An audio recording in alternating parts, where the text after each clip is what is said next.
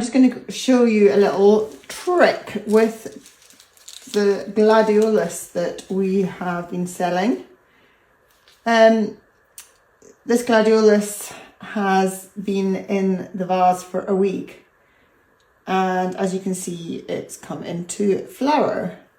Gladiolus will start flowering. Gladioli is plural, gladiolus is singular, just so you know, because I've learned that.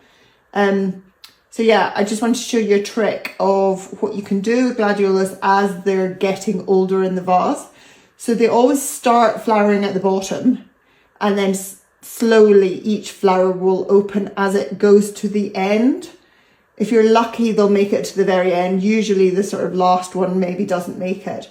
Floristry wise, you usually would nip these last two out, partly because of the fact the flower follows the light and ends up being quite quirky and twisted. So from a floristry point of view, if you're putting that in an arrangement or a vase or a hand tie, a lot of people don't really like the fact it quirks in funny directions. And they do say that sometimes if you take the end out, I think it maybe just makes them hold fast a little bit longer. I think off the top of my head. Anyway, what I wanted to show you is how, as they're aging, how you can sort of refresh them design wise.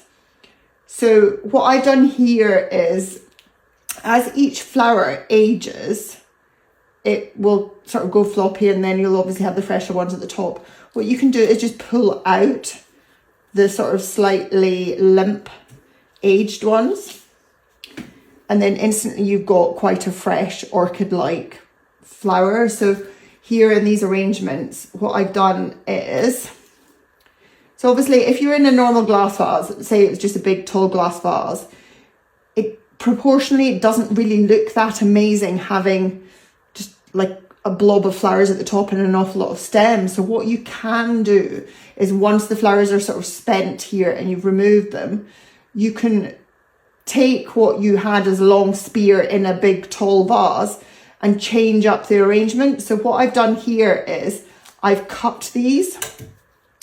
So say I've got this really nice urn. I am maybe gonna fill an area there in it. So what I can do is cut here to do that. Now, if I wanted to fill this area here, I could cut it down here. And say I was cutting it down here, then I can cut here, and then it would give me this spear of foliage that you can add in. So that's what I've done in other areas. Is I'll just show you, for example. So you would cut here. You can then put the flowers in like that, but then you can also add in the foliage spear. So it's just adding a little bit of a refreshment. So I probably should have left a gap for this and actually thought about what I was doing, but anyway.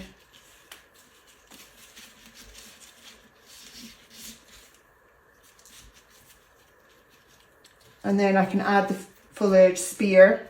Just make sure you've got plenty of water in the vase so that the slightly shorter stems are still getting water.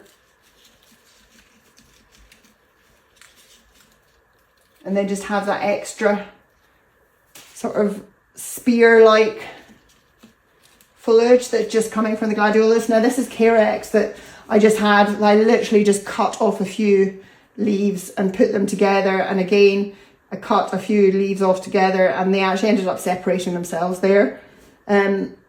That'll give you another at least 5 days of an arrangement. These are so gorgeous that I just think actually it's just nice to keep refreshing them, making them look a bit, you know, the value that they are. So that's a little trick to do with your gladiolus.